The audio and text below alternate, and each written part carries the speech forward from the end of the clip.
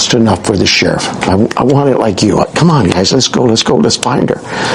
But the reality is I also know that sometimes things take time. For 31 days, every investigator, every federal agent, every person following the disappearance of Nancy Guthrie was locked onto one single piece of physical evidence, one black glove, found 2 miles from her home in the Catalina foothills of Tucson, Arizona.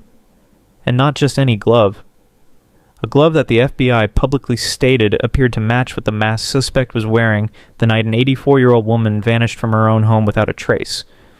That one official statement transformed a discarded piece of fabric into the most watched piece of evidence in this entire case. May have some DNA there that may be our suspect, but we won't know that until that DNA is separated, sorted out. Law enforcement did not send it to a county lab. They did not run it through standard processing. They shipped it to a private DNA facility in Florida because they believed it was that important. And then everyone waited. Nancy's family waited. The Pima County Sheriff's Department waited. The true crime community that has been following this case like a documentary from day one, all of you waited. Because if that glove belonged to the person in that doorbell footage, the masked figure who approached her front door in the early hours of February 1st, if he left behind even a single skin cell on the inside of that glove, this case was about to crack open in a way that rarely happens in real investigations. The DNA results came back. They traced that glove to a real person. And when I tell you who that person is and what they actually have to do with the disappearance of Nancy Guthrie, you are going to feel the ground shift under this entire investigation. Because 31 days of forensic focus, federal resources, and public momentum collapsed in a single press statement. But do not move. Because the glove is not the story anymore. There is a second DNA sample in this case. It came from inside Nancy's home. It has barely been covered. It does not match Nancy. It does not match anyone in her close circle. And as of right now, nobody has publicly identified who it belongs to. That sample is still in a lab, still being processed, still unresolved, and it may be the only biological thread left that connects directly to whoever walked into that house and took her. Stay with me, because that is where this is going. Nancy Guthrie was 84 years old. She lived alone in the Catalina foothills neighborhood of Tucson, Arizona, an unincorporated community in Pima County, situated north of the city in the foothills of the Santa Catalina Mountains. A quiet, residential area. The kind of neighborhood where people know their neighbors and nothing like this is supposed to happen. The last confirmed sighting of Nancy alive was the night of January 31st, when a family member dropped her off at her home. She never showed up for church the following morning. A concerned friend reached out to family. Her children came to the property, searched it, and found everything still there.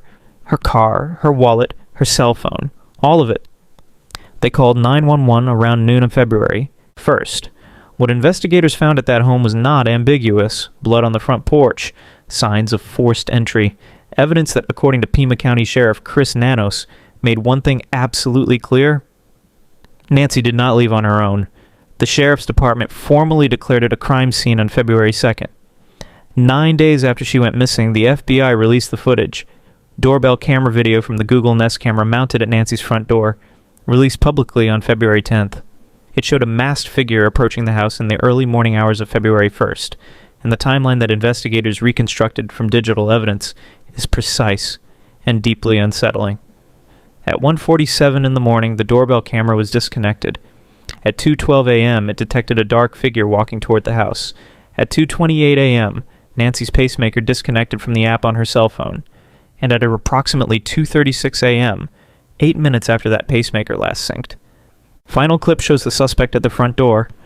The FBI described him as a male, approximately 5 feet 9 to 5 feet 10 inches tall, average build. He is wearing a mask, a balaclava. He appears to have a weapon in a front holster. He is carrying a flashlight in his mouth, and on his hands, black gloves. This was not someone who showed up unprepared. The camera was disabled before he approached. He came equipped, weapon, light, mask, backpack. The FBI identified that backpack as a black Ozark Trail 25-liter hiker pack, the kind sold at Walmart. Every detail in that footage communicated one thing: planning. So when a black glove turned up 2 miles from the scene, and investigators held it next to that doorbell footage and saw what appeared to be a match, the entire investigative community held its breath. The FBI recovered approximately 16 gloves during searches of the surrounding area, most of them, as the FBI confirmed, publicly, were discarded by volunteers and searchers who had been combing the neighborhood looking for Nancy. But among those 16, one stood out. One black glove produced a DNA profile. And an FBI spokesperson confirmed publicly that this glove appeared to match the gloves worn by the suspect in the surveillance video. That single statement, an official FBI comparison between a recovered glove and the one worn by the masked figure, transformed a piece of potential litter into the centerpiece of the forensic investigation. Sheriff Chris Nanos in the Pima County Sheriff's Department acknowledged the glove. They confirmed it was being analyzed. But Nanos also cautioned the public against reading too much into the visual comparison. I wouldn't, again, I can't talk to specifics about what we have in that home. But there is definitely, in our eyes, on our belief, evidence that shows and suggests that she was removed from that home, and against her will. We continue to look at some data that we think is available. It's just taking some time to get downloads in that, whether it's digital imagery from a camera to tracking a cell phone. There's just a lot going on in technological sense of gathering that kind of evidence. So that's all taking place. I think I mentioned we're working with a lot of partners, not just in the law enforcement community, but in the private sector. Some of the big corporations, Apple, Google, whatever, they're all jumping in. So it's never fast enough, right? So that's our challenge. When people online pointed to the physical resemblance between the gloves and the doorbell footage and the recovered glove, the sheriff called it speculation, and reminded everyone that without verified evidence, visual similarities mean nothing, scientifically. That tension runs through this entire case. What looks like a connection and what the science actually confirms are two very different things. The glove was sent to DNA, Labs International, a private laboratory in Florida, the same facility the Pima County Sheriff's Department has been using for evidence processing throughout this investigation. Sheriff Nanos explained his reasoning clearly. His department sends evidence to one lab, not two. Splitting samples between facilities creates chain of custody complications he was not willing to introduce into a case of this magnitude. One lab, one chain of custody, no exceptions. While that lab worked, the investigation continued on parallel tracks. Digital forensics, financial records, cell tower data, witness interviews, hundreds of hours of surveillance footage from cameras throughout the Catalina foothills area, including footage from a nearby Circle K that investigators have been reviewing carefully. A white van reported in Nancy's neighborhood around the time of her disappearance. Walmart pulling purchase records on every Ozark Trail 25-liter pack sold online and in stores in recent months. The glove DNA was one lane of traffic among many, but publicly, it was the lane everyone was watching, because the glove had something no other piece of evidence in this case had at that point. An official documented comparison to the suspect's hands in that doorbell footage. And so for weeks, that is where all is stayed, on a single black glove sitting in a private lab in Florida waiting to give up a name. Before we get to the result, we need to spend a moment on what this testing process actually involves, because the public conversation around DNA evidence in true crime cases almost always skips this part. And if you skip this part, you cannot properly evaluate what the result means or why the timeline played out the way it did. When a piece of evidence like a glove is submitted for DNA analysis, the first task is not identification. The first task is extraction. Lab technicians swab the interior of the glove, the fingertips, the palm, the cuff. Those are the areas where skin makes the most direct and sustained contact. The interior is where the wearer's cellular material deposits, and absent severe degradation, stays. Skin cells, sweat, trace oils from the hand, all of it can be enough to produce a profile. But only if there is sufficient genetic material present. Only if that material has not been compromised by environmental exposure. And only if the sample is not so mixed or degraded that the resulting profile is unreadable. This category of evidence, DNA deposited through skin contact rather than biological fluid, is called touch DNA. It is among the most common forms of trace evidence in criminal investigations. It is also among the most forensically fragile. Touch DNA is not like blood. Blood deposits in volume and is relatively straightforward. to collect in sufficient quantity for profiling? Touch DNA depends on how many skin cells transferred during contact, how long the item was worn, and what environmental conditions it was exposed to between deposit and collection. A glove worn for hours produces far more touch DNA than one handled briefly. A glove kept dry and away from direct sunlight preserves that material far longer than one left exposed to the elements. The glove recovered in this case was found in a field in Arizona in February. Those are not ideal conditions for touch DNA preservation. The fact that the lab extracted a usable profile at all, one clean enough to submit to CODIS, speaks to either favorable preservation conditions, extended contact time, or both. After extraction comes amplification. This is where the PCR process, polymerase chain reaction, copies the available DNA thousands of times over to create enough genetic material for profiling. A single skin cell contains enough DNA to theoretically generate a profile, but in practice, the amplification must produce clean, readable results across multiple genetic markers. Those markers, called STR loci or Inhort tandem repeats, form the basis of the DNA profile that law enforcement then searches against CODIS, the Combined DNA Index System. CODIS is a national database containing profiles from convicted offenders, arrestees, and previously submitted forensic samples. It is always the first stop before genealogy, before any alternative method. If a match exists there, the identification is fast, legally strong, and admissible in court. The DNA extracted from the glove was processed, profiled, and submitted to CODIS. CODIS returned no match. The Pima County Sheriff's Department confirmed this publicly on February 17th. The glove D. Olnzun's A did not trigger a match in CODIS and did not match D. Nezenwain, all found at the property. The profile existed. It was clean enough to submit. But whoever it belonged to was not in the federal criminal database. Not a convicted offender, not a previous arrestee with a stored sample. When CODIS comes back empty, investigators have options. One of the most powerful is investigative genetic genealogy, IgG, which uses commercial ancestry databases to identify relatives of an unknown contributor, then works backward through family trees to isolate the individual. It is more time-consuming and far more legally complex. But it is also the method that has broken some of the most significant unsolved cases in recent history. An FBI official confirmed that following the CODIS failure, the glove sample would undergo additional genealogical testing. And somewhere in the course of that additional testing, the person whose DNA was on that glove was identified. That is how it happened, not an instant hit, not a simple database match. The CODIS search failed, genealogical work followed, and eventually an identification was made. And the result of that identification is what collapsed 31 days of investigative momentum in a single press statement.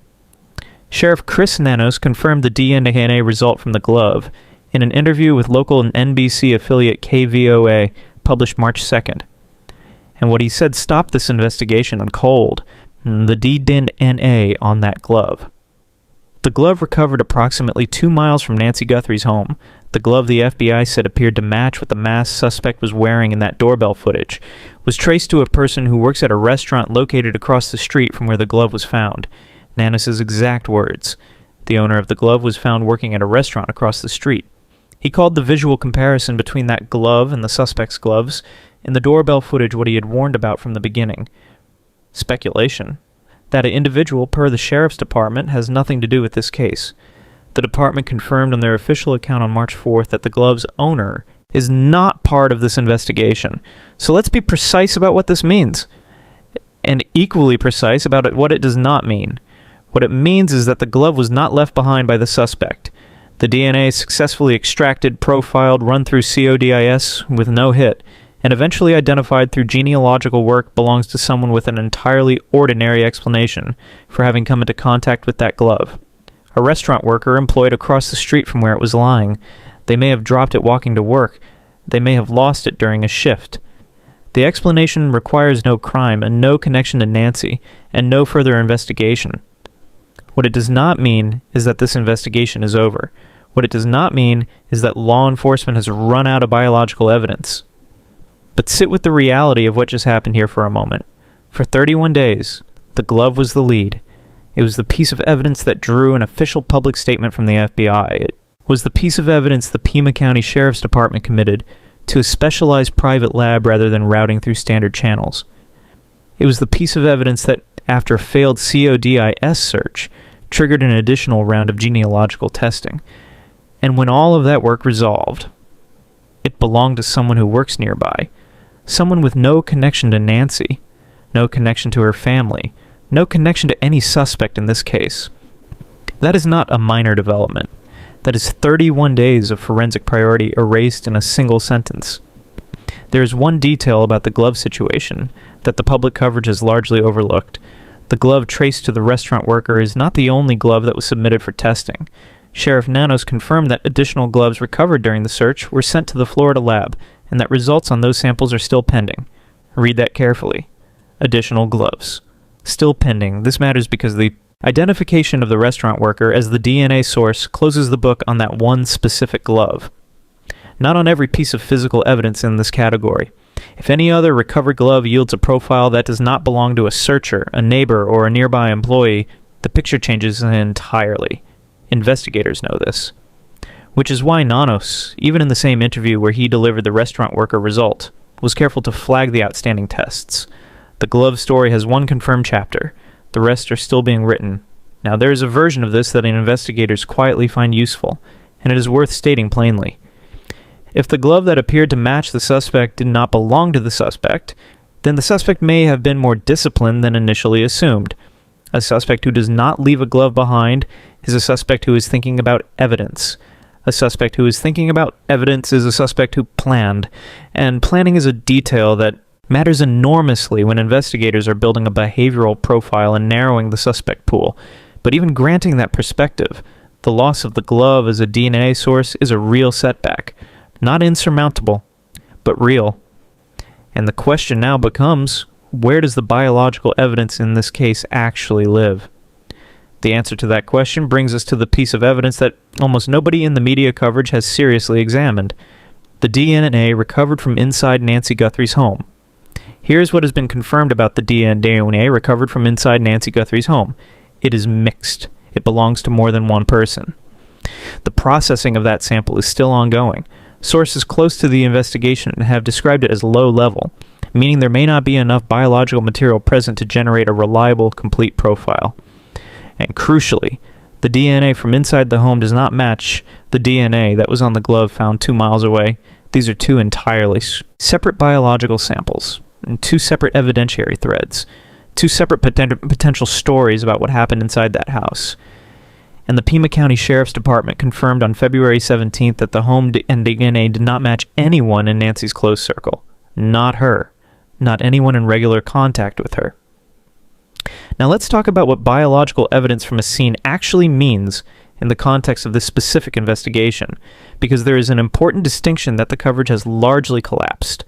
When investigators process a crime scene, they collect multiple categories of biological material. There is blood, which was found on Nancy's front porch and confirmed by DNA testing to be hers. Blood from a victim at a scene is expected. It tells investigators about the event, the nature and location of a confrontation, but it points to Nancy, not to whoever took her. The more significant category is biological material that does not belong to the victim. That is what investigators appear to have found inside the home, not just Nancy's DNA. Something else, a biological contribution from another person, possibly touched DNA. The exact nature of that material has not been publicly confirmed by law enforcement.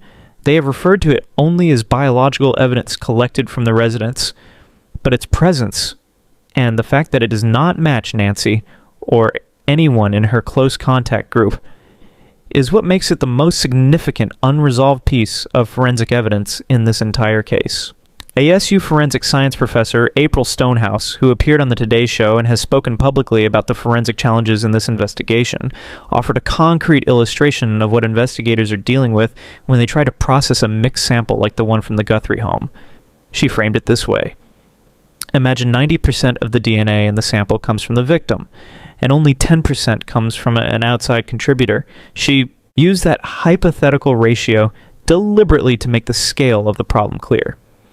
Because if those proportions are anywhere near accurate for this sample, The forensic challenge investigators are facing is extraordinary.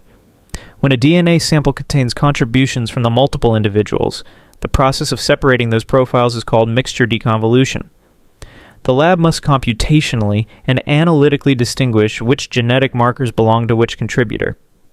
When one contributor dominates the sample at 90%, the minority contributor's profile, their genetic signature, becomes extremely difficult to isolate cleanly without interference from the dominant profile. Think of it this way. Imagine trying to hear someone whispering in a room where someone else is shouting. The whisper is there. The information is present.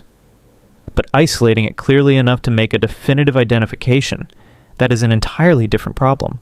Stonehouse's recommended approach in cases like this: go back, rerun the sample, add more DNA material to the processing cycle, and attempt to amplify the signal from the minority contributor's profile. It is painstaking work. It is not guaranteed, and it is exactly what the lab appears to still be doing. The lab is not running a standard profile comparison. They are working to produce what is called a minor contributor profile, a genetic signature extracted from the minority component of a mixed sample. The quality of that profile, its completeness, its number of readable genetic markers, its overall clarity, that will determine everything about what investigators can do next.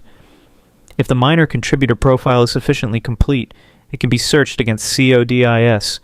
It can be used as the basis for a direct comparison against any suspect investigators bring forward, and in the most consequential scenario, it can be submitted for investigative genetic genealogy. That possibility, investigative genetic genealogy, is the thread that every person following this case needs to understand clearly, because it is the method that changed the landscape of DNA investigation permanently, and it may be the only remaining biological path to identifying whoever was inside Nancy Guthrie's home. Investigative genetic genealogy, referred to in forensic communities as IgG, is the technique that broke the Golden State Killer case. And understanding how it works is the only way to evaluate how realistic it is as a path forward in the Nancy Guthrie investigation. Joseph James DeAngelo committed his crimes across California between 1974 and 1986. Decades of conventional investigation, fingerprints, witness interviews, traditional DNA database searches produced nothing. For more than 40 years, he lived freely. Then in 2018, investigators submitted a DNA profile extracted from crime scene evidence to GEDmatch, a publicly available ancestry database. The search returned partial matches to distant relatives of DeAngelo. A genealogical researcher spent months building out family trees, narrowing from thousands of distant cousins down to a single individual living in Sacramento. DeAngelo was arrested 3 months after the genealogical search began. That case changed everything. IgG has since been used in hundreds of cold cases and active investigations across the country, and it has been identified as a potential avenue in the Nancy Guthrie case. But IgG is not a guaranteed path. It has specific requirements, and understanding those requirements is the only way to evaluate how realistic the scenario is for this particular sample.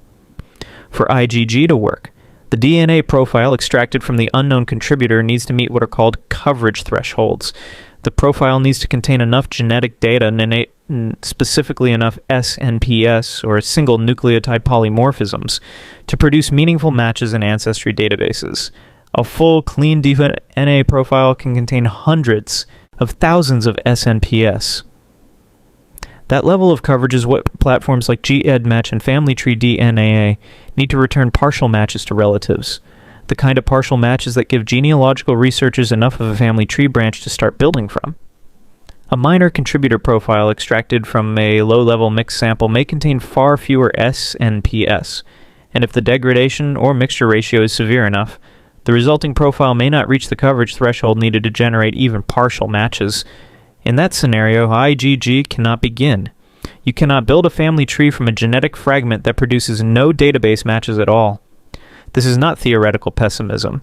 It is the practical reality that forensic scientists working IgG cases navigate constantly. Sample quality dictates possibility. There is also a second critical requirement for IgG that rarely gets discussed in public coverage: database participation. GEDmatch and Family Tree DNA, the two primary platforms used by law enforcement for genealogical casework, require individuals to voluntarily upload their DNA profiles and opt into law enforcement searches. This is not a universal database. It is not like CODIS, which captures profiles from the criminal justice system automatically. Following the public attention generated by the Golden State Killer case, GED Match changed its default settings so that law enforcement searches are now opt-in rather than opt-out. Family Tree DNA has its own law enforcement cooperation policy. The total number of profiles in these databases available to law enforcement is substantial, in the millions. But they represent only a fraction of the overall population.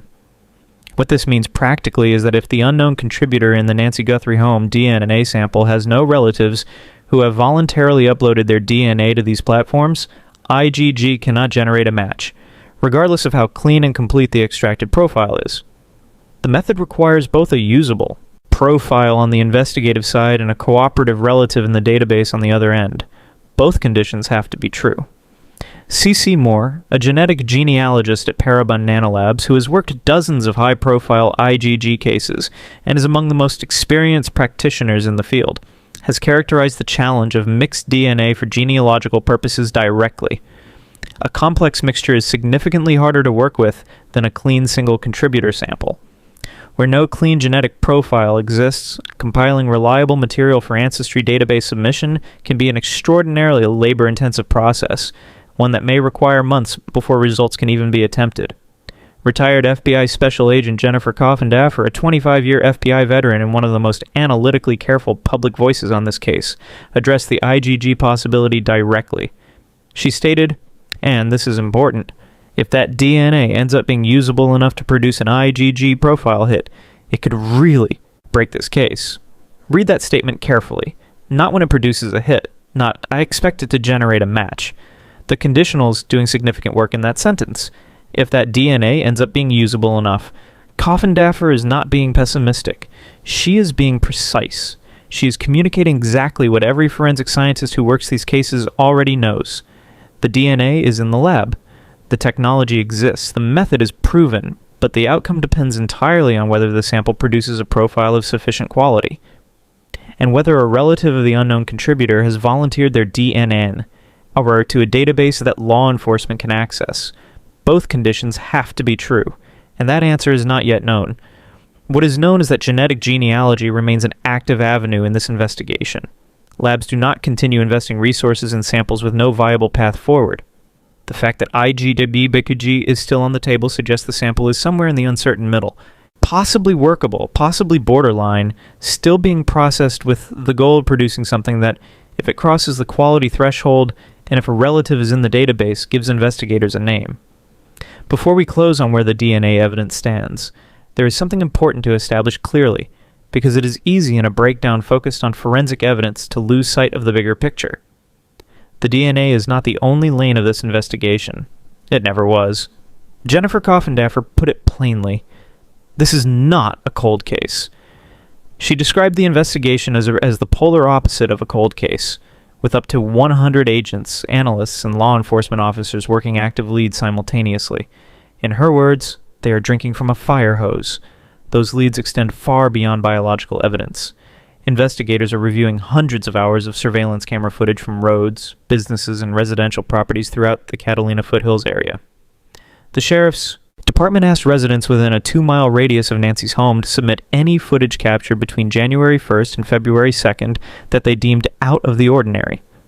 That is a massive footage review, and it is ongoing. A white van was reported in Nancy's neighborhood around the time of her disappearance. That van remains a subject of active investigation.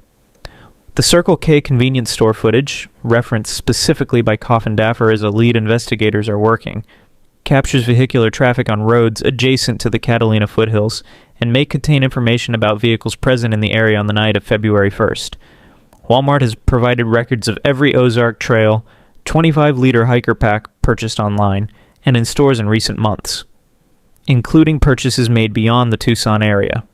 That is a significant data set. If the suspect purchased that backpack in a traceable way, a credit card, a loyalty account, an online order, and that record exists, investigators may already have it. Then there are the ransom demands. TMZ reported receiving what it described as a highly sophisticated ransom demand involving cryptocurrency, one demanding an amount similar to a previous ransom communication that sought approximately $6 million. The authenticity of those communications has not been officially confirmed by law enforcement, but authentic ransom communications leave digital traces, cryptocurrency transactions, email metadata, routing patterns. These are not untraceable. And if the suspect used any digital infrastructure to make those demands, investigators may already have information they have not disclosed publicly. And then there is the pacemaker. Nancy's pacemaker last synced with her iPhone at 2:28 in the morning on February 1st. That sync, or more precisely, the cessation of that sync, is one of the most specific timestamps in the entire investigative timeline. It tells law enforcement not just when something happened, but where, because the sync relies on Bluetooth proximity between the device and the phone. The phone was still in the house. When the sync stopped, either the phone moved, Nancy moved, or both. Investigators have attempted to ping the pacemaker's location. Those efforts, as of the most recent updates, have been unsuccessful, but the attempt itself tells you that the digital forensics track is active, specific, and not giving up. Now let's talk about what a forensic dead end actually tells investigators. Because the glove result is being framed publicly as a loss, and that framing is only partially accurate. The glove did not belong to the suspect. We know that now. But the confirmation of the glove as a non-suspect item does not mean the resources spent on it were wasted. Before the lab results came back, investigators had to hold space for the possibility that the glove was connected to the suspect. They had to consider whether it was deliberately discarded, accidentally dropped, or planted as misdirection. All of that analytical bandwidth is now freed up. They know the glove has a clean, legitimate explanation. That is not failure, that is scientific elimination. And elimination is how complex investigations move forward. Sheriff Nanus framed it this way after the result came in. His team can now focus on what he called the meat and potatoes of this case, identifying who was in that video and who took Nancy Guthrie. That is not a defeated investigator. That is an investigator who just crossed a distraction off his list and refocused his resources on what actually matters. What the glove result does clarify is the exit route question. If the suspect had discarded a glove 2 miles from the scene, it would tell investigators something specific about the direction of travel, the suspect's state of mind in the immediate aftermath, and whether they were thinking clearly about evidence disposal in those first minutes after leaving the house. Instead, the glove's presence near the scene was coincidental, which means investigators still do not have confirmed physical evidence of the suspect's exit route. That is a gap. But it is a defined gap. And defined gaps are more useful than undefined ones. Meanwhile, someone else was in that house. Someone whose DNA is in that mixed low-level sample still sitting in a lab in Florida. Still unresolved, still unidentified. The Pima County Sheriff's Department confirmed that biological material does not match Nancy or anyone in close contact with her. Whatever is in that sample from an outside contributor, it does not have an innocent explanation on file. Not yet, not one that anyone has produced. Who is that person? The lab is still working on it, and investigators have more than one way to find out. Here's where the Nancy Guthrie investigation stands on the forensic evidence front. And this time, let's be exact about every single piece. The glove. The lead that carried 31 days of investigative momentum has been resolved on one count. The DNA on the tested glove belongs to a restaurant worker with no connection to this case. That thread is closed, but additional gloves recovered during the search remain pending at the Florida lab. That door is not fully shut. The home interior, DNA. The second sample, the mixed low level of biological material recovered from inside Nancy's residence, is still in the lab. The minor contributor profile is still being worked. Genetic genealogy is still being explored as a pathway. No match has been confirmed. No individual has been identified from that sample. Those are the facts. That is the current state of the biological evidence in this case. But let's zoom out for a moment, because the forensic evidence is only one dimension of what is happening here. Nancy Guthrie has been missing for over a month. Her family's living through something that most people will never fully understand. The weight of not knowing. The absence of answers where answers should exist. And the people working this investigation, the investigators, the forensic scientists, the federal agents running parallel tracks, the up to 100 personnel that Jennifer Coffindaffer says are still actively working leads, They are not waiting for a single perfect result from a single lab. They are working systematically through imperfect evidence, uncertain samples, surveillance footage, digital records, ransom communications, and a suspect who appears to have been careful from the very first minute he approached that front door. There is a $1 million reward from Nancy's family for information leading to her safe return. There's a separate $100,000 reward from the FBI for information leading to an arrest and conviction. There are hundreds of tips still being processed. There are the leads that have not been publicly disclosed. And there is that second DNA sample, or low level, mixed, still in processing. That has not yielded a result yet, but has not been ruled out either. The glove was not the break. But the break is not gone. It may be sitting in that second sample in a lab in Florida, still being processed, still being worked by scientists who are trying to pull a usable profile out of a forensically difficult mixture. And if Jennifer Coffin-Daffer is right, if that DNA ends up being usable enough, this case does not end in silence. It ends with a name. There is something else worth saying directly to everyone who has been following this case from the beginning. Everyone who watched the doorbell footage, tracked the glove results, read every press statement, and stayed locked in through every update. Your attention matters here, not because of a platform or an algorithm, because the more people who are watching, the more pressure stays on investigators and institutions to answer for what they are and are not disclosing. Nancy Guthrie was 84 years old. She lived alone. She went to church on Sunday mornings, and someone planned, prepared, and walked up to her front door in the middle of the night and took her. That deserves every set of eyes that is paying attention. This is an active investigation. This is an ongoing true crime documentary unfolding in real time. Every detail covered in this series has been sourced from official law enforcement statements, verified media reporting, and on-record forensic expertise. No speculation, no filler. Just the case. Exactly as it stands. We will be back when there is something real to report. And based on everything in that lab right now, that moment may be closer than anyone realizes.